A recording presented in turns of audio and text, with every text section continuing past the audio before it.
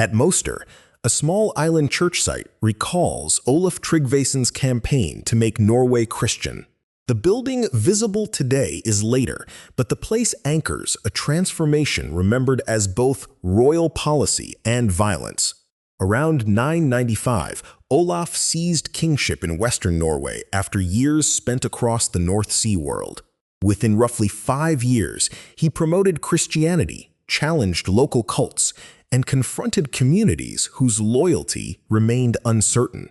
Their sagas supplied spectacular punishments, smashed idols, and defiant pagans with speeches shaped for Christian audiences. Earlier evidence confirms an aggressive royal mission, although it rarely preserves the intimate scenes later storytellers loved. The essential question is therefore not whether coercion occurred, but how violence functioned inside an incomplete conversion. Olaf entered a country without a settled national monarchy or a single uniform pagan religion. Regional chieftains controlled land, ships, assemblies, and relationships extending far beyond any king's immediate household. Christian practice was already familiar through merchants, captives, missionaries, migrants, and rulers traveling abroad. Archaeological graves show religious change unfolding unevenly, with Christian signals sometimes appearing beside older burial customs. Such mixtures do not reveal private belief, yet they undermine any picture of one sudden spiritual awakening. Olaf's opportunity arose after the death of Earl Håkon Sigurdsson, whose authority had rested heavily in Trøndelag. Narratives of Håkon's fall were written later, but Olaf's rapid accession fits a moment of political fracture. He brought experience from Christian courts and military networks around the British Isles. Anglo-Saxon Chronicle records a Norwegian leader identified with Olaf making peace with King Athelred in 994. That agreement followed attacks on England and included baptismal sponsorship, money, and a promise not to return as an enemy. Contemporary reporting makes his Christianity politically visible before his Norwegian kingship, without explaining personal conviction. Royal conversion offered access to bishops, literacy, diplomatic recognition, and the ideological language of Christian monarchy. It also threatened ritual obligations through which local leaders displayed generosity, ancestry, and authority. Olaf could not simply announce a new creed and expect every district to obey. He moved along the coast, where ships connected royal force with assemblies, estates, and strategic harbors. The sequence survives mainly in later Icelandic histories, so individual stops and confrontations require caution. Even so, their geography captures a practical reality. Power in Norway traveled by water. At Assemblies, conversion could be framed as collective law rather than merely household devotion. Consent under an armed king, however, was never politically neutral. Rejecting baptism might also mean rejecting Olaf's jurisdiction, alliances, and claim to command regional leaders. That fusion made religious disagreement legible as rebellion, while political resistance acquired the language of pagan defiance. Western districts with long-standing overseas contacts probably contained Christians before Olaf arrived. There, royal policy may have organized existing communities rather than introducing an entirely unknown religion. Other regions held stronger ritual institutions and aristocratic interests bound to traditional cult. Trøndelag became especially important because control of its assemblies and leading families affected the whole kingdom. Saga authors describe Olaf destroying cult images and forcing prominent opponents to accept baptism. Their details cannot be treated as transcripts, yet the consistent association between his mission and coercion deserves attention. Adam of Bremen, writing in the later 11th century, also portrayed Olaf as an energetic Christian ruler. Adam stood closer in time than the great king's sagas, but relied on ecclesiastical information and moral categories. His work supports the broad missionary reputation while offering no neutral record of every Norwegian confrontation. Skaldic poetry provides another kind of proximity, preserving praise composed around rulers and warfare. It can secure names, victories, and royal ambitions, though praise poetry was designed to magnify its patron. No surviving source gives a complete administrative program comparable to later law codes. Olaf's conversion therefore appears through actions, remembered encounters, church tradition, and the politics surrounding resistance. Coercion ranged beyond battlefield killing and could involve hostages, confiscation, exile, threats, or broken patronage. These pressures mattered because households depended upon local networks for land, protection, marriage, and legal support. A chieftain's baptism could redirect dependence without producing instant agreement inside every farmstead. Conversely, a community might accept Christian rites publicly while preserving older practices in less visible settings. Conversion was not a simple switch between two complete, mutually exclusive institutions. Pre-Christian worship varied by locality, family, status, and occasion, while early Christianity also lacked uniform organization. Missionaries needed interpreters, food, shelter, safe passage, and patrons willing to defend new foundations. Royal backing could provide those resources faster than persuasion operating alone. Its cost was that the faith became inseparable from demands imposed by a conquering king. Later stories concentrate violence in memorable individuals because named resistance makes powerful literature.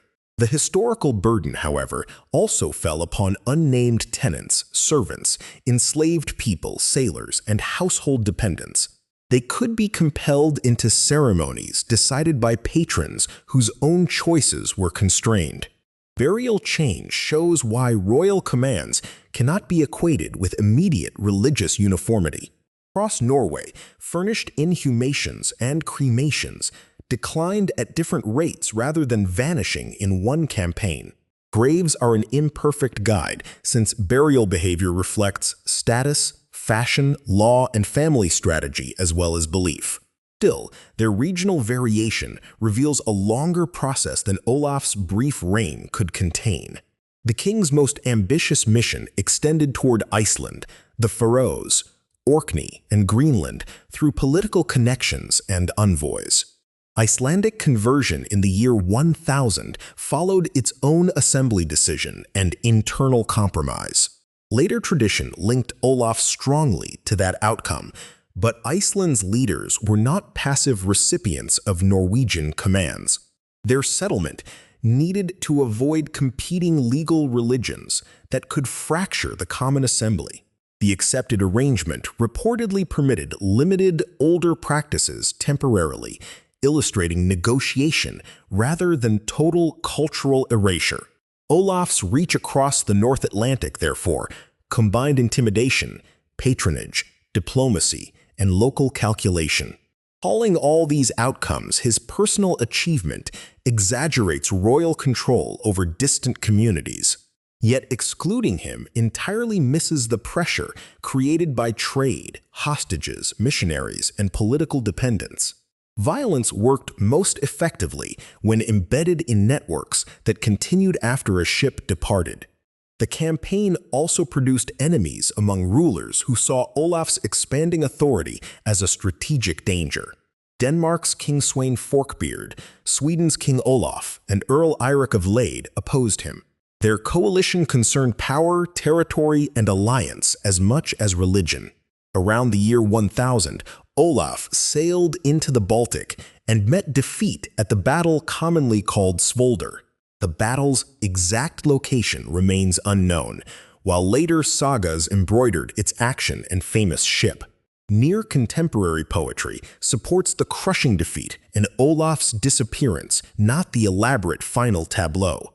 He was almost certainly killed, although later rumors imagined survival and distant pilgrimage. Olaf's death dismantled his kingship before he could build a durable church administration. Norway did not revert neatly to an untouched pagan order after the battle. Christian communities, cross-marked objects, overseas connections, and clerical relationships remained part of the landscape. His opponents also operated within a northern world where religious affiliations crossed political coalitions. The years after, Svolder exposed the limit of conversion enforced mainly through one ruler's momentum. Without stable institutions, royal baptismal campaigns could move faster than teaching, parish organization, or legal integration. That distinction separates spectacular coercion from the slower remaking of seasonal customs and family obligations. Tryggvason's particular importance lies in making Christianity a test of coastal allegiance during a compressed bid for power. The violence was neither a uniquely Norse cruelty nor an incidental stain upon an otherwise peaceful mission. Early medieval rulers elsewhere also used religion to consolidate authority, while missionaries sometimes benefited from coercive protection. Acknowledging comparison does not excuse communities losing shrines, leaders, property, or political autonomy. It clarifies why conversion and state formation could advance through the same confrontations. The sagas' dramatic punishments remain the least secure portion of the familiar portrait. Broad evidence for forceful Christianization is stronger because independent traditions connect Olaf's rule with pressure and resistance. What cannot be recovered is the proportion of conversions driven by conviction, prudence, dependency, or fear. No burial style, royal biography, or ecclesiastical chronicle can measure that inner balance. Moster's later church stands where tradition placed an early royal foothold, but stone does not certify every story attached to the site. Its value is different. The island lies within the maritime corridor Olaf needed to command. From such coastal nodes, royal agents could gather ships, summon assemblies, support clergy, and punish defiance. Conversion campaign ended with Olaf's fall, while Christianization continued through people who had reasons beyond obedience to him. Merchants retained useful connections, clerics cultivated patrons, and families adapted ritual choices to changing legal expectations. Some older customs persisted, altered, or lost their former public support without leaving readable testimony. Thus, Norway's conversion cannot be dated to a single royal voyage, assembly, or baptism. Olaf, nonetheless, accelerated its political stakes by making religious conformity part of the price of accepting his kingship.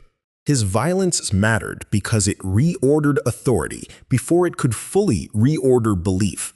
The result was an unstable Christian monarchy, a damaged pagan public order, and a struggle his successors would inherit. Olaf Tryggvason did not finish Norway's conversion, but he made neutrality between crown and cult increasingly difficult.